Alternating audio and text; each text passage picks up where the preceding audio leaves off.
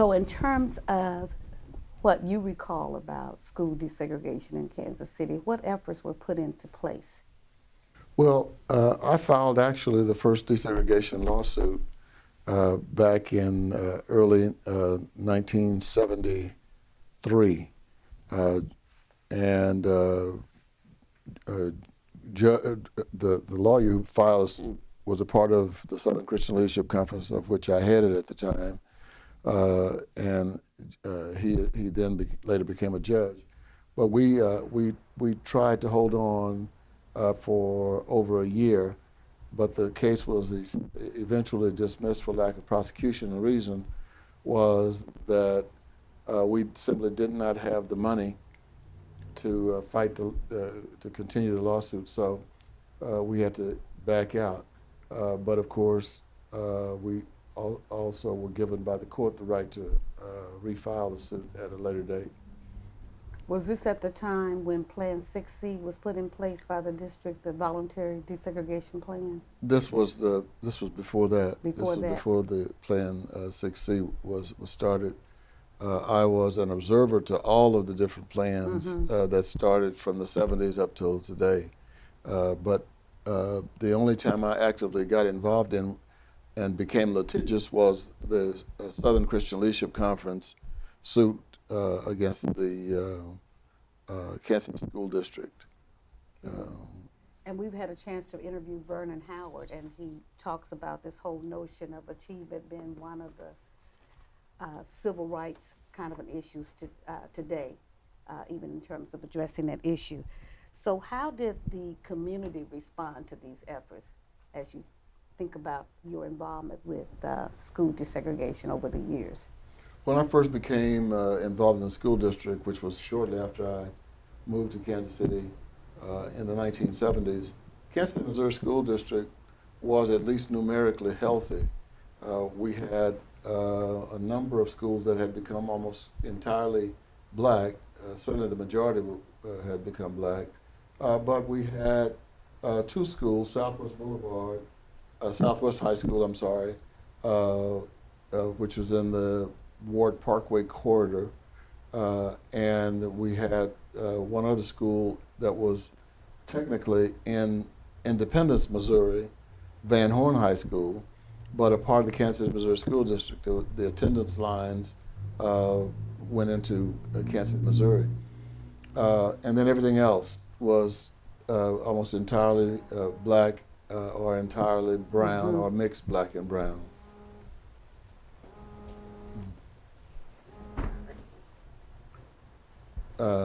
So it was a time that at least technically and numerically the school district could have become desegregated. Not with intentionality, but at least the numbers were there to make it happen. Now, then the school district became very volatile, at least the public part of the school district, because the school boards became the fighting ground for most of what people consider to be the civil rights agenda for Kansas City. And so most of the activists at the time were involved with the Kansas City, Missouri School District. It was not anything that I particularly spent a lot of time on after the lawsuit had been dismissed, but I observed the activities of those who were involved. I became somewhat conversant in the issues at the time, but I just didn't go into the school district very much at all. My brother-in-law was the coach of the Southeast basketball team for 27 years during this period, and my sister became a principal. Actually, she did something that I don't think anyone else has done, and I don't think it would be fair for anybody else to do it, and that is she served as the principal of both D.A. Holmes Elementary School and Satchel Paige at the same time. I recall that. Which I was so angry to find out that I began to further withdraw from the school district. That was such a burden on her in terms of both of those schools. I just thought that was an unfair kind of a decision to make in terms of that. I'm not even sure that she received any extra pay for that when she did 2 schools at one time, running back and forth all during the day. And I think it ultimately led to her a retirement from the school district earlier than she had normally Anticipated. Yes. So what do you recall as, and I know you interface with quite a few educators, what do you recall as the attitudes of educators and students regarding school desegregation? Well, as a pastor, our congregation probably had over 100 educators in the Kansas City Middle School District. So I heard it all. I witnessed, the teachers speaking about their commitment to the schools. I held hands with people who had become so discouraged they wanted to leave the profession altogether, and I blamed some of that on the activists, because I think while activists made good things happen, they also at the same time unintentionally helped to give people the excuse they needed to retreat further from the school district. And by that I mean, if every evening you look at a school district board meeting and it was chaotic and they were firing school superintendents, like a football coach would send different players into a game, and I can understand how the civic community first began to say, we're not going to continue to be as supportive of the district as we once were. I also observed the activists, blaming the schools for the situation, and to be sure, before Judge Clark came in to implement the desegregation order, I think it was appropriate and prophetic to look at the school district's problems. But once the judge entered into the picture, a lot of societal and political things fell into the school district, and that even till this day it still helps to create the image of the school district, and it's not a positive for many people. So how did, and you talked a little bit about your role as a community member, so I'm going to move on to the next question. What do you recall as academic outcomes for students during this period, initially when you were involved in all of the different plans? The more the school system or district was segregated, the lower the test scores. And you can almost measure the rise in black enrollment, the decrease in white enrollment, and the decrease in the test scores very easily. They were almost entirely the same. And it was not done exclusively on the basis of race. Race played a significant part, as it has over the years and in almost everything that's happened in this country. But the one thing that I don't think many of us are anxious to discuss is the fact that as we saw white flight occur, African Americans and Latinos also began to leave the district. And so that means the middle class, the people who were financially able. And so the chart that you could put up would also show that as this happened with the other factors I mentioned earlier, the economic condition of the school district also dropped. The tax base also dropped. And I'm not sure that anybody planned to do that. It was exactly what happened when the perfect storm of events occurred. Desegregation, Judge Clark trying to make things right, white flight, black middle class flight, low test scores. And the prediction on the direction of the school district with all of that could easily have been made. I mean, you would not need to have a, fortune teller's ability to know what was going to happen in the Kansas City, Missouri School District. And it was this. Enrollment, which was about 75,000 students when I came in the 70s, would drop to, and today it's around 14,000 students. What might have been some of the social outcomes of school desegregation as you think about it today?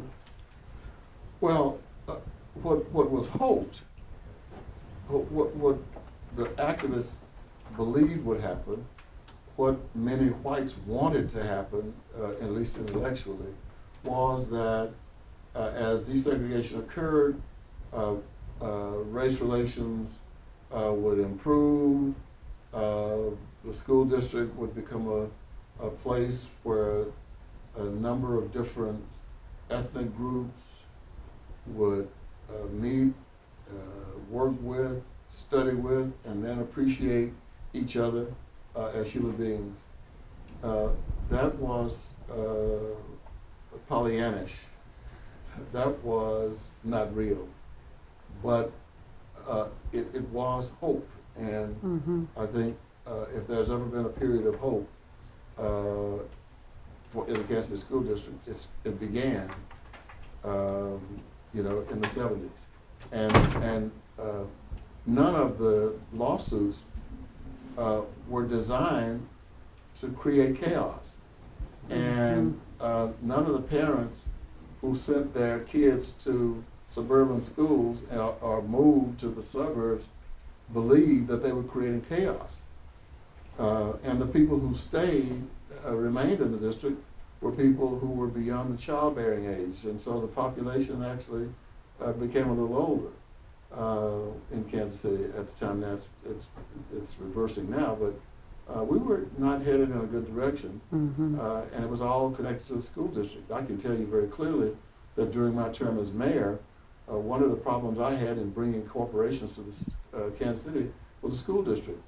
We were fortunate to bring a number of corporations to town, but I had to make deals with them. For example, Harley Davidson, they sent out an RFP to over 100 cities to submit a proposal for Harley Davidson to build their new factory in their communities. Well, we did too. And it boiled down to Kansas City and Louisville. But even before it boiled down to the final two cities, one of the issues that I had to deal with, and I had to fly up to the national headquarters in Milwaukee and meet with the Harley Davidson board, was the fact that they read the newspaper as well. They knew what the situation was with the school district. And one of the things they said was, look, Mayor, we like Kansas City, but, and they showed me this pile of newspaper articles. They said, but how are we going to get our people to want to move to Kansas City to a school district that's horrible? And it really, really hurt me to have to say what I said, which was this. Well, you're fortunate because Kansas City has 12 different school districts, and it's possible for you to have your employees in a school district other than the Kansas City district. Now, I went to public schools all my life, all the way through high school and state school and college, Prairie View. And so I wasn't happy making that statement, but it got us into the final run for the Harley Davidson plan, and we ultimately was able to get it. But it's also notable that the plant is up north of the river near the, north of the river near the airport. That was with great intentionality. And I think if you look at the first hires, they were also people who lived north of the river, or they had flown in from Milwaukee and bought homes there. The African Americans, the deal that I struck said that there had to be 33% minority employees there. So the employees did live in the urban core, but many of them, after getting the jobs, realized that it was in their best interest to move up to the north. Not so much for the schools, but for the convenience of not being far from your place of employment. So all those things conspired to hurt the Kansas City School District. So, in what ways might school integration have shaped Kansas City communities? I know there's still always the debate around the truth dividing line. And how real do you think that really is? Well, it's very real. We have three communities that are predominantly minority. The near west side, which is predominantly Latino. The northeast area, which is the United Nations of Missouri, but it's filled with ethnic, racial groups and immigrants. And then the east side, which has been segregated for years. Remember, it was almost in the 1970s before African Americans could live south of 27th Street. Of 27th Street. You couldn't live west of Troost and south of 27th Street. In my lifetime, I mean, this is probably stopped in 1968, somewhere around there. So, you know, the city was extremely segregated when the desegregation effort started, and much of that hasn't changed. Parents in the childbearing age are primarily living in the Brookside area, or they live out south, in South Kansas City, inside the corporate city limits. But understand, that means that their children, at least for a while, were going to Center High School, which is another whole school district, separate and distinct from the Kansas City School District. But now that it has become predominantly African American, most of the white parents are sending their children to private schools, and in some cases church-related private schools. Kansas City has changed dramatically. We're still considered to be one of the most segregated cities in the country. We still have Troost as the Mason-Dixon line that runs straight through our community. And ironically, one of the largest slaveholding plantations in Missouri and Kansas was on Troost. At one time, there was a plantation just to the north of 31st Street that had over 100 slaves. So, you know, things have been shaped by a number of factors, including, but not limited, to desegregation. So what do you think it would take to improve outcomes for students in the Kansas City, Missouri School District? Well, that may be one of the most complicated questions of the century, you know, maybe of the millennium, because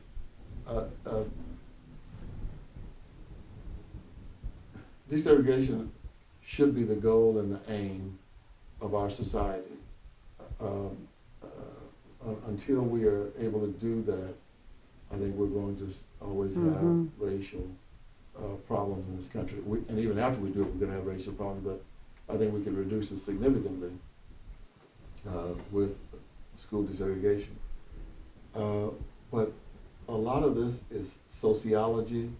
A lot of it has to do with parents who are very likely too young to provide direction to children. Parents are just barely able to escape the title of children. And And then poverty plays another role. Race, poverty, and I think some degree of some modicum of culture.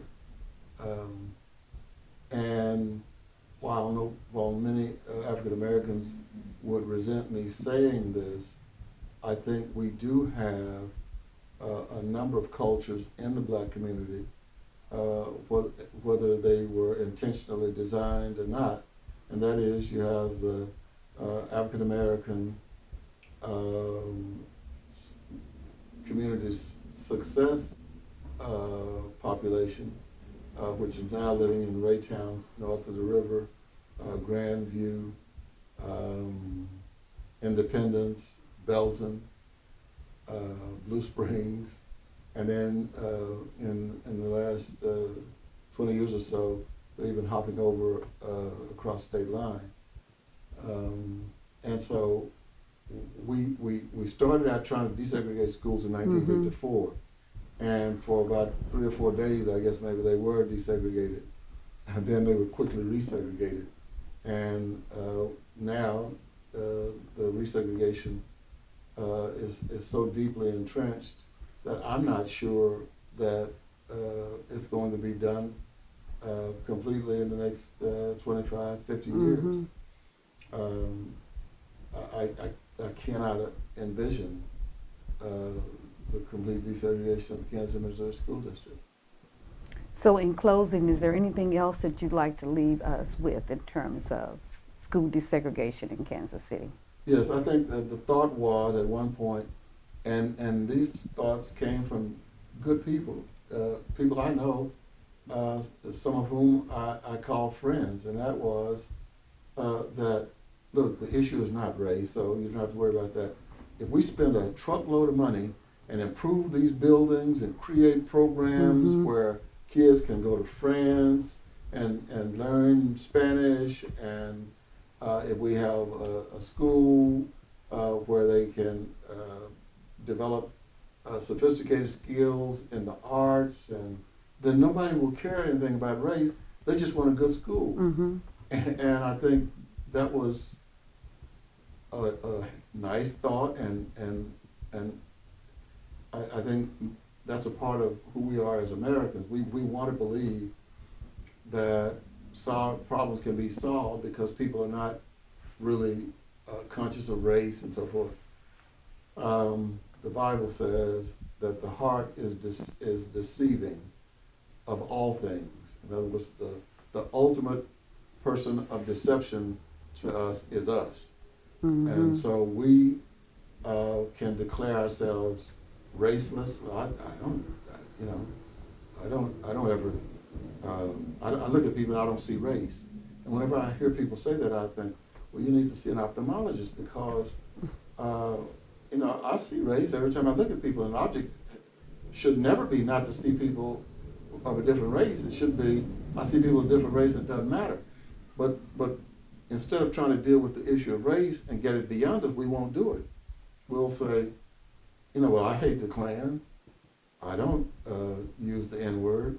Therefore, I don't have any problems with race. And the heart is deceptive of all things. And so, well, that's an issue that you can't litigate. That's an issue that I'm not sure we can even consecrate. We can't get it out in the life of the church. I think what we have to do is at some point come to the realization that it is here, and we must deal with the problem. We've seen the problem, as Schultz says in his cartoon, Peanuts, and the enemy is us. And that's the only way it's going to be fixed, is if we, with great intentionality, decide that we're going to do everything we can, including deal with ourselves. That's interesting. I once wrote an article called Desegregating the American Mind.